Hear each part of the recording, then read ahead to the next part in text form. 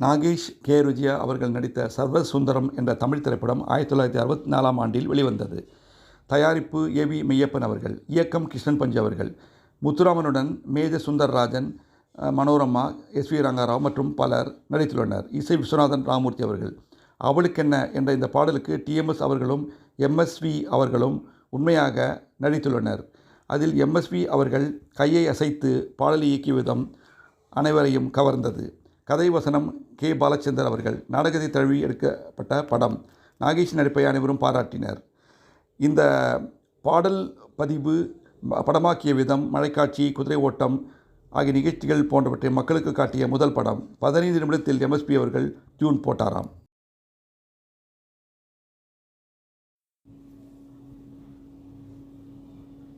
அவளுக்கென்ன அழகிய முகம், அவளுக்கென்ன அழகிய முகம், அவனுக்கென்ன இலகிய மனம், நிலவுக்கென்ன இரவினில் வரும் இரவுக்கென்ன உறவுகள் தரும் உறவுக்கென்ன உயிருள்ளவரை தொடர்ந்து வரும்.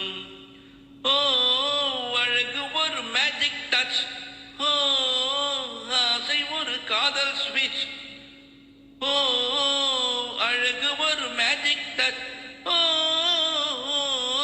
ஆசை ஒரு காதல் ஸ்விட்ச். 1000 அழகிகள் பார்த்ததுண்டு, ஆனால் அவள் போல் பார்த்ததில்லை.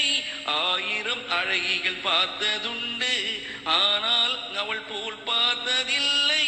வா வா என்பது விழியில் சொன்னாள், மௌனம் என்றொரு மொழியில் சொன்னாள். அவளுக்கென்ன அழகிய முகம், அவனுக்கென்ன இலகிய மனம், நிலவுக்கென்ன இரவினில் வரும் இரவுக்கென்ன உறவுகள் தரும் உறவுக்கென்ன உயிருள்ளவரை தொடர்ந்து வரும். அன்பு காதலன் வந்தான் காற்றோடு, அவள் நாணத்தை மறந்தாள் நேற்றோடு. அன்பு காதலன் வந்தான் காற்றோடு, அவள் நாணத்தை மறந்தாள் நேற்றோடு.